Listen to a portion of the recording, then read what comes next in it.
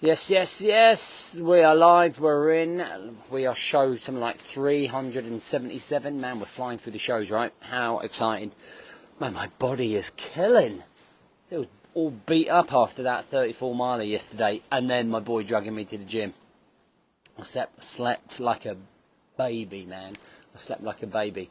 So, something a little different today. I am no relationship coach. But I think that some of the things that I'm going to teach you this morning are pretty much common sense. It's maybe some of the things that we're not doing within our marriage. And it's about making your marriage work, right? About making your marriage work and some considerations here. I've got 6 considerations here that I want to share with you. So that you can go away and start making a little bit more effort within that marriage. So let's get into it. Welcome to the Rise to Thrive show. I am your host, James Bourman, and if you are coming through, then please do hit that love heart button. Let me know that you're at least watching. Okay, it's really important for me to know that, like, even if you come through and you watch half of it, you're still about. And what I want you to do in the comments, right? And it's also important to engage, right? It's important to engage. Otherwise, I'm just sitting here talking to the phone on a seafront shelter. All right, so down here, I want you to be honest, and I want you to be brutally honest. Could you do more in your marriage to make it even better? Could you make your marriage even better if you put more effort in? Okay, be honest. Be honest. Cool. And by the way, if you haven't already, I'm running a training on Thursday night, 8 p.m. GMT, on how to manage your time, your energy and focus to feel less stress, right? A lot of people are struggling with that at the minute. So we're going to do a workshop on that. Cool. There's no right or wrong here. These six points that I'm going to kind of go through are, I've been working with guys a very long time now. Been married twice. First time I wasn't leading myself, so obviously it didn't work out. And second time I am leading myself, and it's working out incredibly well. And when I look at my wife, what I see is a woman who supports me, who's independent. I see a woman who is my rock, is the person that makes me feel alive. She is what I would say literally the other half of me. Whenever I'm in doubt, she picks me up, and she really makes me see sense in the world. Things are pretty busy. She's been there alongside me the whole journey of this self-discovery of building this man coach, right? So I've always felt I owe it to her to be the best husband that I can possibly be. She's only been my husband, so she's only been my wife for about 8 months, but we've been together 10 years, and I've improved in myself over that relationship because, I haven't been shown up as the boyfriend or the fiance or that I could have. And the things that I've always tried to work on myself was to always be a more understanding, understand what she's going through, understand the different needs. And it's something I'm constantly working on, which is why I wanted to share these 6 points. And these 6 points are really things that I've learned about relationships for me personally, but also working with lots of guys, right? Lots of guys. So, number 1 is respect her space and her wants. Respect her space and her wants, all right? It's not just you that needs time out, right? This is one thing I always talk to people. I always talk to you. You need to make sure you prioritise yourself. She equally needs to make sure that she prioritises herself. And she might not necessarily turn around and go, right, I'm going to get up and go for a morning routine, or I'm going to get up and I just need to go away and have a coffee by myself. And this is one of the things that I've learned. It's trying to offer that opportunity to her. So it's kind of like, if you can see that she is stressed, if you can see that she is overwhelmed, either by being a mum, working in that career, putting up with you, but if you can see that, like, there's those times, suggest, look, if you fancy going for a coffee and just having a bit of your own time, I'll take the kids, I'll sort out the dinner, you go and have a bit of time. she'll then end up becoming that best version of herself. And that's the whole point of, right, trying to build that relationship. If I'm working on you and you're doing really well, and then your wife's not in such a good place, there's going to be a huge disconnect, right? Morning. How are you? How are you? Good, thank you. There's going to be this huge disconnect, and I'm not saying, and what I've put here, respect her space and her wants, right? The wants are, she probably doesn't want to do the man coach stuff, so don't try and implement that on her. Because basically what you're turning around and saying is, you're not up to scratch. You're not really on top of your game, are you? And it takes a particular conversation to turn around and say, like, I don't feel like you're showing up maybe as you want to show up. There has to be a discreet way. And you constantly turning around and forcing everything I'm doing with you on her just highlights that and makes her feel probably insufficient for you.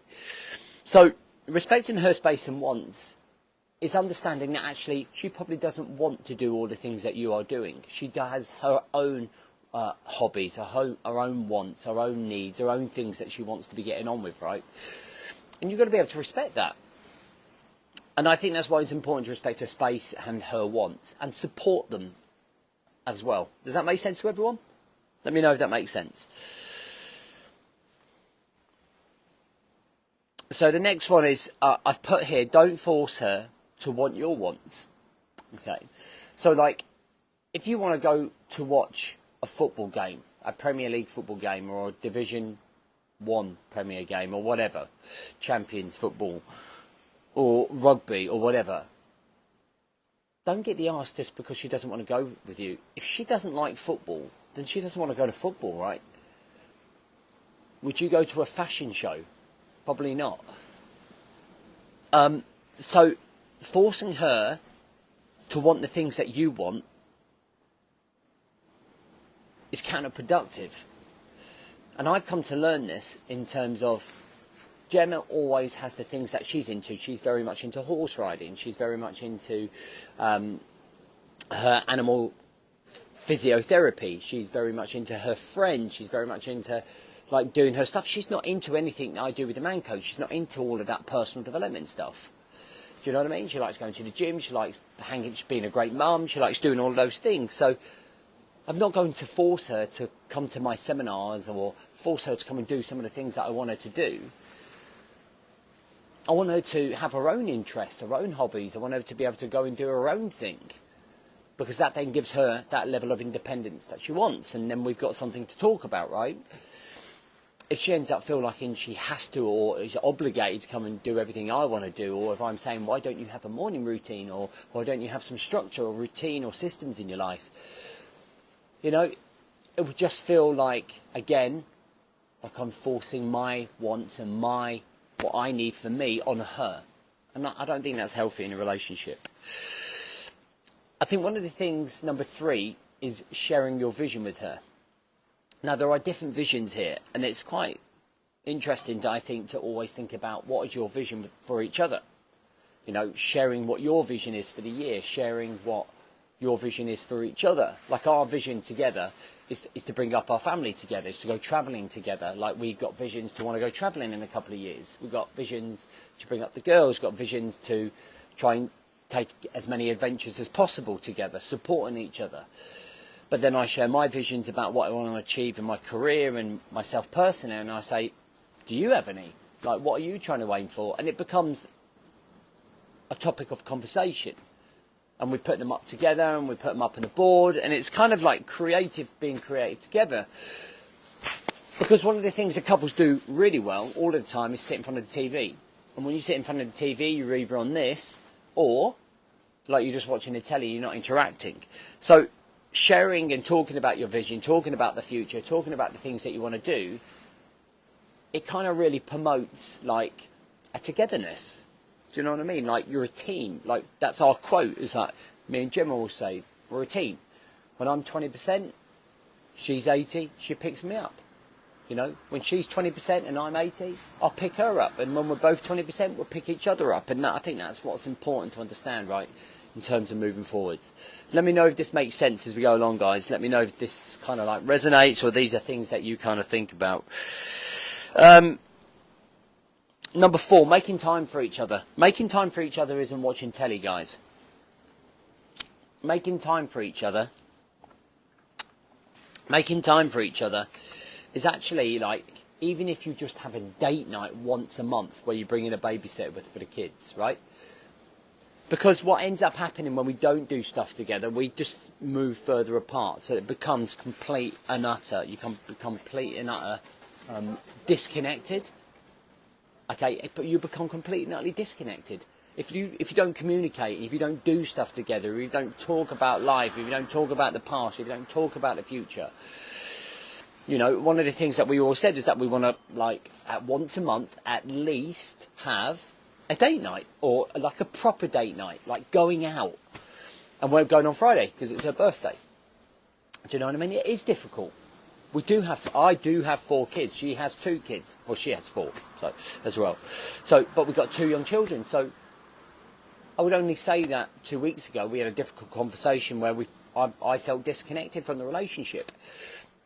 Because she was so involved with all of the kids, she had completely like gone into her own world. She had stopped communicating, and she didn't realise that. And since we did that, we were able to open up. We're able to like get back on track, and that's the whole point, right? It's like doing those things together and making time for each other, and actually recognising that these are the things that we have to make sure that we're communicating with each other. Okay, which leads me on to communication and understanding. Number 5. Communication and understanding.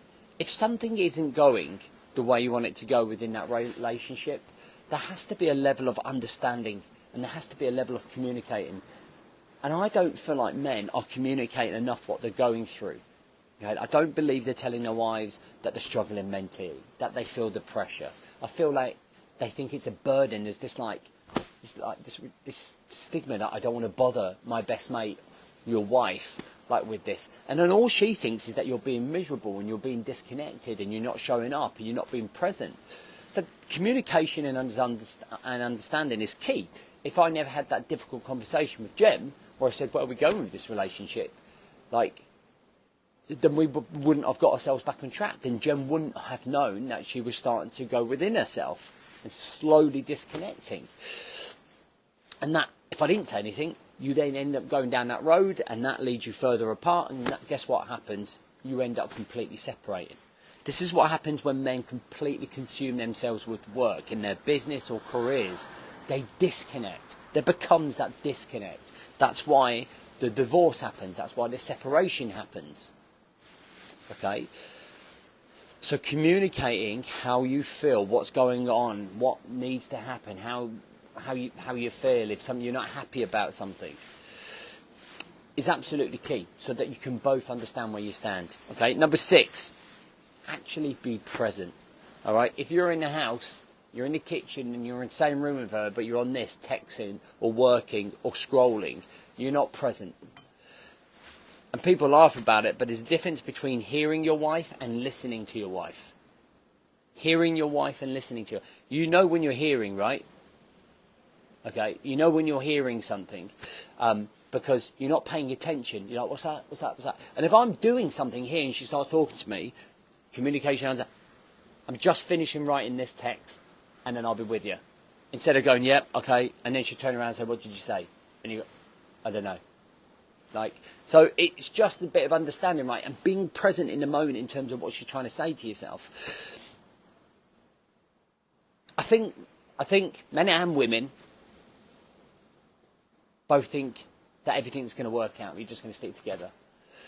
That if you keep going on and you're not connecting, you disconnect, and you like the dynamics change. It is hard to work in a relationship. It is hard to make a marriage work. It is hard to make a relationship work because you have to grow together. You have to evolve together. And some of those tips that I've given there are key fundamentals to making sure that you do that, right? Otherwise we fall out of love. Otherwise we disconnect. Otherwise we wonder why we're in this relationship. And then you're in that conundrum of, how do I leave this relationship? Well, there's kids involved, there's this involved, and then you spend your life unhappy.